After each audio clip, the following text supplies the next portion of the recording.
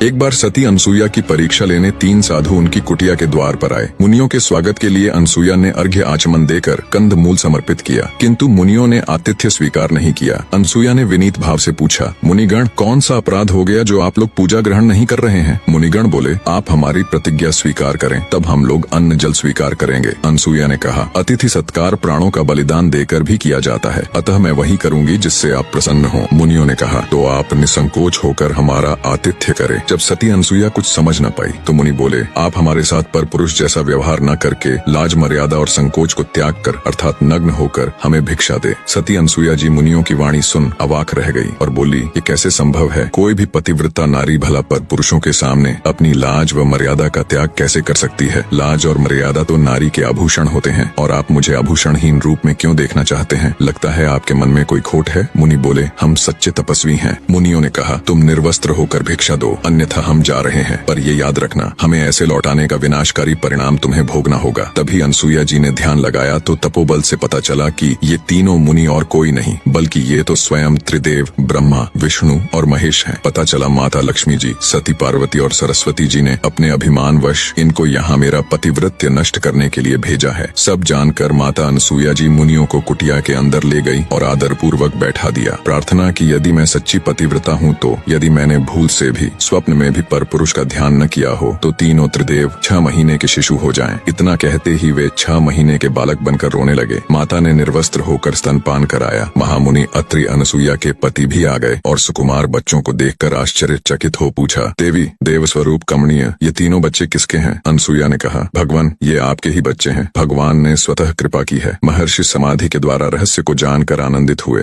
तीनों देव अब छोटे बच्चों के रूप में माँ की गोद में खेलते और माँ से क्रीड़ाएं करते थे। दिन बीते, मास बीता, वर्ष बीता। तीनों देवियां घबरा गईं कि पतिदेव कहाँ चले गए। उन्हें इतना समय तो नहीं लगना चाहिए था। वे घर से निकल पड़ी और मंदाकिनी के तट पर पहुंच गई। इस बीच नारायण नारायण की ध्वनि के साथ नारद उपस्थित हो गए। देवियों ने किसी तरह नारद को रोका और विनय के साथ पूछा, तीनों देवता कहाँ चले गए? नारद ने अंगुली के संकेत से बताया, देखो देखो, वे अनसुईया की गोद में खेल रहे हैं। तीनों ने नम्रता से कहा, नारद, हम इस आश्रम में जाना चाहती हैं। अनसुईया अप्रसन्न तो नहीं होंगी? जो देवियां थोड़े समय पहले जिस अनसुईया की पतिव्रता को अपने अहंकार वश नष्ट करना चाहती थीं, जिन्हें लगता था कि उनसे बड़ी पतिव्रता एक साधारण भूलोकवासी कैसे हो सकती है, अब वो उनकी पतिव्रता की ताकत देख उनके सामने जाने से भी घबरा रही थी। नारद ने कहा, अरे देखती नहीं कि तुम्हारे पतिदेव बच्चे बने हुए किलकिला रहे हैं। सती जहाँ बैठाती है वहाँ बैठते हैं, जहाँ लिटाती हैं वहाँ लेटते हैं। अब जाओ, पति की आशा छोड़ राम राम जपो। अंततः देवियों ने भूल स्वीकार कर कहा, नारद, अनसुईया से बढ़कर कोई पतिव्रता नहीं है, हम लोग इसे मानती हैं। हम अब किसी गुणवान के प्रति ईर्ष्या नहीं करेंगे। नारद ने कहा, तुम लोग सती की शरण में जाओ, कल्याण होगा। बच्चों को सती के वश देख वे भयभीत होकर घर के अंदर जाने का साहस नहीं कर रही थीं। इसी बीच अनसुईया मंदाकिनी में स्नान कर गीले वस्त्रों में अंदर गई तो तीनों देवियों ने कुटी के द्वार पर खड़ी होकर कहा, माता जी, हम भीतर आएं? अनसुईया ने उनसे पूछा, तुम कौन हो? उन्होंने कहा, हम आपकी पुत्र वधू हैं। अनसुईया ने कहा, बहुओं को घर में आने के लिए क्या पूछना, तुम्हारा ही घर है, चली आओ। लज्जा से नम्रमुखी होकर तीनों ने प्रवेश किया और अनसुईया के पैर छुए। इतने में अत्रि ऋषि आ गए। वे तीनों घूंघट डालकर एक और बैठ गईं। महर्षि ने पूछा, देवी, ये तीनों कौन हैं? देवी ने कहा, ये तीनों आपकी पुत्र वधुएं हैं। देवी, तुम तो बड़ा कौतुक करती हो, अब बड़ी बहुएं भी आ गईं। अत्रि ने आश्चर्यपूर्वक कहा।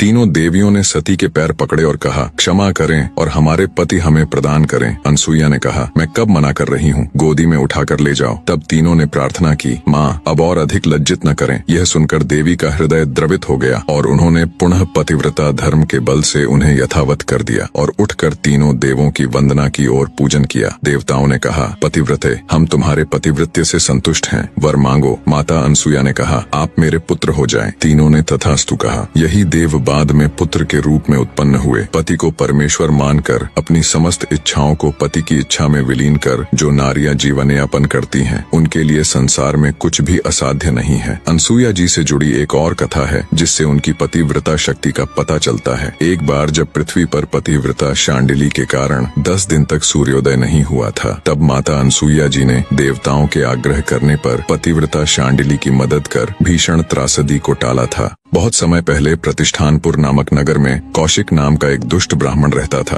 वह कोढ़ से पीड़ित था। उसके रिश्तेदार उसे छोड़कर चले गए, लेकिन उसकी पत्नी शांडिली उसे देवता के समान ही पूजती थी। कौशिक बड़ा ही क्रोधी स्वभाव का था। वह शांडिली का बिना किसी कारण अपमान करता रहता, लेकिन वह सुनती रहती। दिन भर अटारी में बैठकर आने जाने वाली स्त्रियों को बुरी नजर से ताकता था। एक दिन नगर के राजा के यहाँ से एक वैश्या निकली, जिसे देखकर कौशिक की काम वासना जागृत हुई। उसने अपनी पत्नी शांडिली से कहा, कुछ देर पहले मैंने यहाँ एक सुंदर वैश्या को जाते देखा था, क्या तुम मुझे उसके पास ले चलोगी? पति के मुख से दूसरी स्त्री, वो भी वैश्या, के पास जाने की बात सुनकर भी शांडिली को क्रोध नहीं आया, बल्कि वह पहले उस वैश्या के घर गई और वैश्या के सामने अपने पति की इच्छा व्यक्त की। वैश्या ने उसे बहुत सारे धन और उसके पति के साथ आधी रात को आने के लिए कहा। यह सुनकर शांडिली अपने घर लौट आई। अपने ही पति को वैश्या के पास ले जाने के लिए शांडिली ने सारे आभूषण इकट्ठे किए। जब रात हुई तो शांडिली जी ने अपने कोढ़ से घर्षित पति को कंधे पर उठाया और चल पड़ी। जिस मार्ग से वो अपने पति को लेकर जा रही थीं, उसी मार्ग में थोड़ी आगे मांडव ऋषि को चोरी के संदेह में राजा ने सूली पर चढ़ा दिया था। हालांकि मांडव ऋषि के पास भक्ति की इतनी ताकत थी कि वो चाहे तो अपनी मंत्र शक्ति से सजा से बच सकते थे, परंतु जब वो एक छोटे बच्चे थे तो चींटियों को कांटे चुभोया करते थे। अब उन्हें ये सजा उसी के फलस्वरूप मिली है, ये वे भली भांति जानते थे। तो अपने कर्मों को काटने के लिए वे सूली की सजा भुगत रहे थे। तभी वहाँ से शांडिली गुजरी। काफी अंधेरा होने के कारण उनके पति का पैर सूली से लग गया, जिससे सूली हिलने लगी और ऋषि को असहनीय पीड़ा हुई। पीड़ा से छटपटाते ऋषि ने शाप दिया, जिसने भी इस सूली को हिलाया है, सूर्य उदय होने से पहले उसकी मृत्यु हो जाए। शांडिली ऋषि का शाप सुनकर कांप उठी और उनसे आग्रह किया, महाराज, अंधेरा ज्यादा होने के कारण अनजाने में मेरे पति का पैर सूली से लग गया, कृपया अपना शाप वापस ले ले।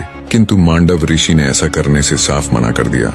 तब गुस्से में ऋषि मांडव को ललकारते हुए शांडिली ने कहा, हे ऋषिवर, या तो आप अपना दिया श्राप वापस ले लें, अन्यथा कल सूर्योदय नहीं होगा। इतना कह शांडिली फिर से अपने पति को उठा वैश्या के घर की तरफ चल दी। उस पतिव्रता के कही गई वाणी बिल्कुल सत्य हुई और अगले दिन सूर्य नहीं निकला। उससे अगले दिन भी नहीं और उससे अगले दिन भी नहीं। ऐसे ही 10 दिन बीत गए। पृथ्वी पर त्राही त्राही मच गई। पृथ्वी वासियों के साथ साथ सारा देवलोक भी चिंतित हो उठा। ऐसे तो पृथ्वी की गति रुक जाएगी, ऋतवें रुक जाएंगी, पृथ्वी का नाश हो जाएगा। तब उनकी चिंता देख ब्रह्मा जी बोले, शांडिली की पतिव्रता का तेज ही ऐसा है कि सूर्योदय नहीं होगा, पर इसका एक रास्ता है। सबको मिलकर अत्रि ऋषि की पत्नी अनसुया जी के पास जाना चाहिए, अब वो ही कुछ कर सकती है। सभी चिंतित देवगण मिलकर अनसुया के पास गए और सारा वृतांत कह सुनाया और याचना की कि अब आप ही हमारी मदद कर सकती हैं। सभी देवताओं की याचिका सुन माता अनसुया जी शांडिली के पास गई और उनसे कहा, आप सूर्य को उदय होने दें। मैं वचन देती हूँ कि अपनी पतिव्रता शक्ति से तुम्हारे पति को फिर से जिंदा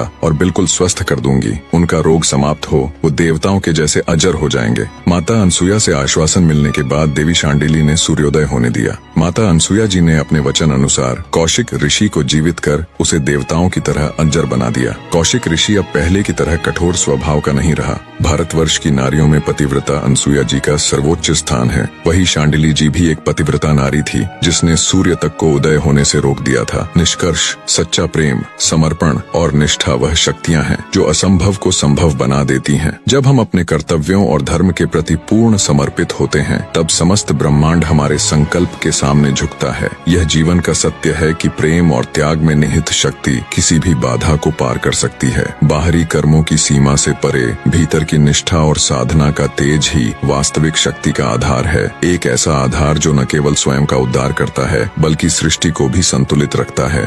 चैनल को सब्सक्राइब कर नेक्स्ट कहानी आप किसकी देखना चाहते हैं कमेंट करके बताइएगा जरूर।